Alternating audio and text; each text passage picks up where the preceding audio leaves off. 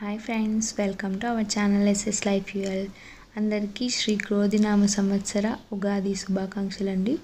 ఈరోజు మన ఛానల్లో మేము ఉగాది పండుగని ఎలా సెలబ్రేట్ చేసుకుంటున్నామో చూద్దామండి. పండుగల్లో తొలి పర్వదినంగా ఉగాది అని ఒక ప్రత్యేక స్థానం ఉంది. ఈ ఉగాది అనేది అనుభవాల మిశ్రమ కలయికగా భావిస్తాము. మన పురాణాలలో ఉగాదికి అనేక రకమైన కథనాలు ఉన్నాయండి. శ్రీ మహావిష్ణువు చైత్రశుద్ధ పాడ్యమి రోజునే మత్స్యావతారం దాల్చారని, అలాగే ఈ రోజునే బ్రహ్మ సృష్టికి శ్రీకారం చుట్టారని, కలియుగం ప్రారంభమైందని, ఇలా అనేక రకమైన కథనాలు ఉన్నాయి. ఉగాది అనగానే మనకు గుర్తుకు వచ్చేది ఉగాది పచ్చడి అండి. ఉగాది పచ్చడి అనేది షడ్ రుచుల కలయికగా మనం భావిస్తాము. ఈ కలయికనే మన జీవితానికి ఒక చక్కటి ఉదాహరణగా కూడా భావిస్తాము. అలాగే మన పెద్దలు కూడా అలాగే చెప్పారు. ఉగాది పచ్చడితో పోలుస్తూనే మన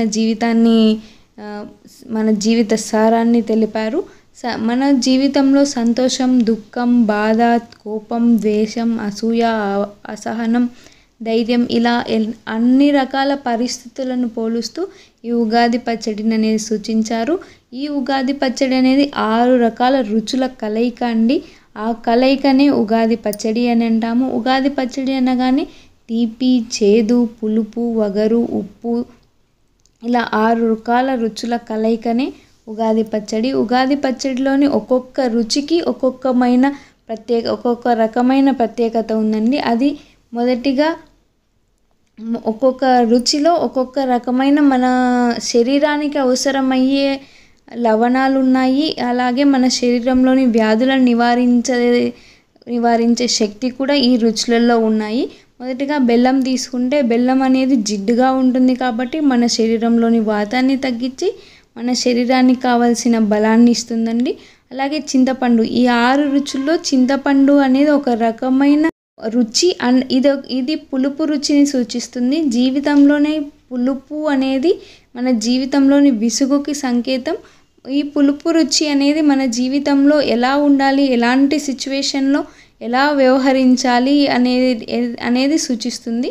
నెక్స్ట్ కారం శరీరంలో వేడిని పుట్టిస్తుంది, అలాగే జీర్ణశక్తిని పెంచుతుంది. మనకి చేదు అనే రుచి వేప పువ్వు నుంచి వస్తుందండి. వేప పువ్వు అనేది రక్తాన్ని శుద్ధి చేసి మనలో శరీరంలోని మలినాలను బయటకు పంపిస్తుంది, అలాగే బరువు తగ్గడానికి ఉపయోగపడుతుందండి. నెక్స్ట్ మామిడి వగరు అండి. మామిడి వగరు అనేది గాయాలు మానటానికి ఉపయోగపడుతుంది. నెక్స్ట్ ఉప్పు అనేది మనం ప్రతిరోజు వాడుతున్న వాటికంటే ఈరోజు ప్రత్యేక స్థానం ఉందండి. ఎందుకంటే ఉప్పు అనేది ఉత్సాహానికి సూచిక అండి. ఈ రుచి కొత్త సంవత్సరంలోకి అడుగు పెడుతున్నాం కాబట్టి కొత్త ఉత్సాహంతో ఉండాలని చెప్పి ఇది సూచిస్తుంది.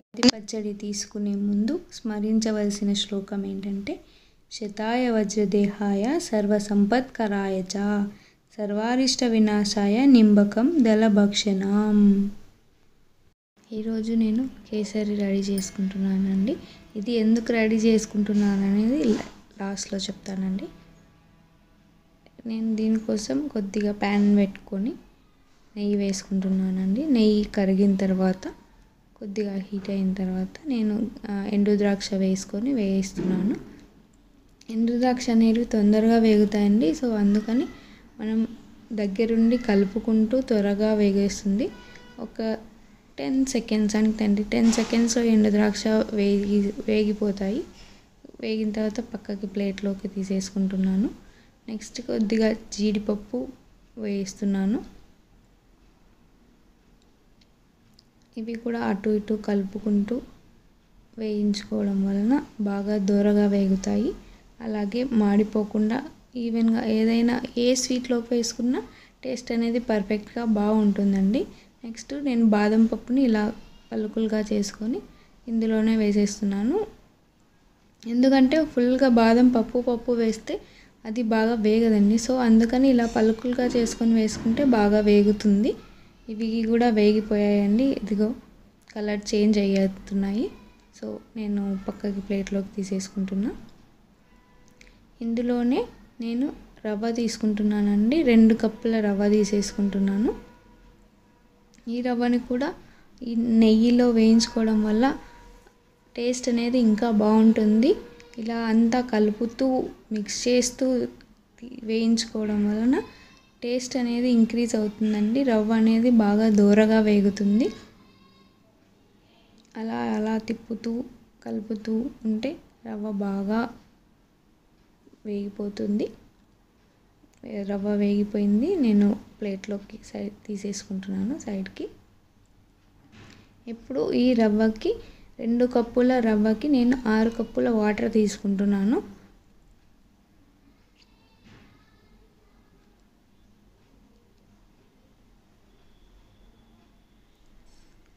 ఒక పక్కన ఎసురు పెట్టుకున్నాను కదండి కేసరికి.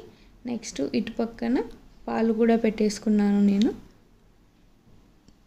ఇలాచీ అండి, ఇలాచీ వేయడం వల్ల స్మెల్ అరోమా. ఈ రవ్వని ఎసురు కాగిపోయిందండి. ఇప్పుడు నేను వేసేసుకుంటున్నాను.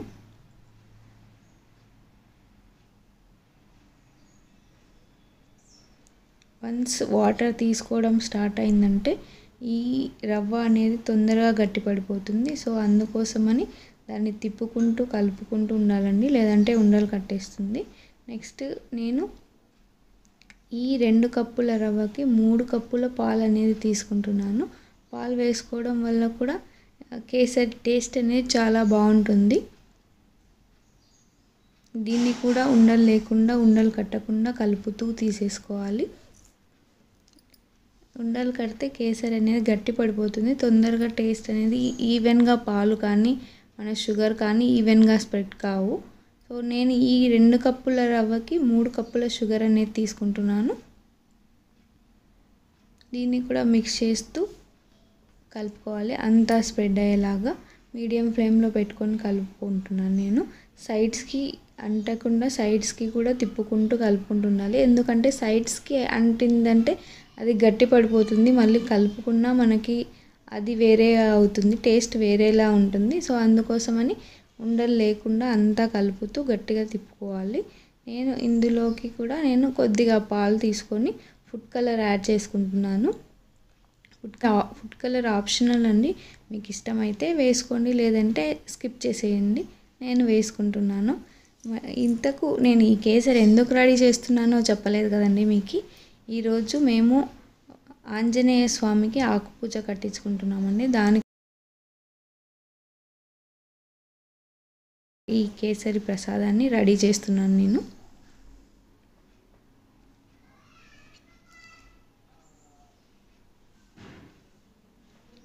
ఇందులోనే కేసరిలోనే మధ్య మధ్యలో నెయ్యి వేసుకుంటూ కలుపుకోవడం వలన ఈ నెయ్యి అనేది కేసరిలో మొత్తం బాగా కలిసిపోతుంది, ఈవెన్గా పట్టేసుకుంటుంది. టేస్ట్ కూడా చాలా బాగా వస్తుందండి. ఫైనల్గా రెడీ అయిపోయిందండి మన కేసరి. మనం వేయించుకున్న జీడిపప్పు, బాదం పప్పు, ద్రాక్ష, ఎండు ద్రాక్ష వేసేసుకొని కలుపుకోవడమే. ఇలా కొద్దిగా లూజ్గా ఉండగానే ఆఫ్ చేసుకోవడం వల్ల చల్లారితే కొంచెం గట్టి పడుతుందండి. ఇప్పుడే మనం గట్టిగా తీసేసుకున్నామంటే చల్లగా అయిన తర్వాత ఇంకా గట్టి పడుతుందండి. ఫైనల్గా మన కేసరి ప్రసాదం రెడీ అయిందండి. ఇప్పుడు మేము గుడికి వెళ్తున్నాము. గుళ్ళో ఆకుపూజ కోసం అని చెప్పి మేము ఆకులను ఇలా సిద్ధం చేసుకుంటున్నాము. అన్నీ స్వామివారు చెప్పిన విధంగా ఇలా పెట్టేసుకుంటున్నాము. 3 ఆకులు తీసుకొని అటు ఇటు ఫోల్డ్ చేసుకొని పెట్టుకుంటున్నాము. ఇక్కడ మా ప్రతీక్ చూసారా ఏం చేస్తున్నారు అని తొంగి తొంగి చూస్తున్నాడు. మేము తీసుకొచ్చిన ప్రసాదాలన్నీ కూడా కేసరి కానీ, పానకం కానీ, పచ్చిబాళ్ళు అంటే పెసరబాళ్ళు అండి, ముఖ్యంగా పెసరబాళ్ళు కానీ అన్నీ స్వామివారికి పూలు, పళ్ళు, అక్షింతలు అన్నీ స్వామివారికి ఇచ్చి నమస్కారం చేసుకుంటున్నాము. స్వామి అటు సైడు పూజ చూస్తున్నాడు. చూసారా స్వామివారి విగ్రహ రూపం అలంకరణ వల్ల ఎంత అందంగా రెడీ అయిందో, ఎంత శోభాయమానంగా ఉందో. ఫైనల్గా మా పూజ కంప్లీట్ అయిపోయిందండి.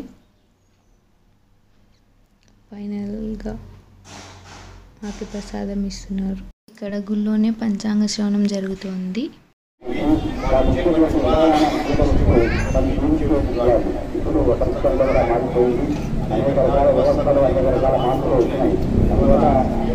వచ్చేసరికి మా వేదాంశు చపాతీలు చేస్తున్నాడండి. మా కోసం అన్ని పిండి వేసుకుంటూ చపాతీ చేస్తున్నాడు. ఎలా చేస్తున్నారో చూడండి.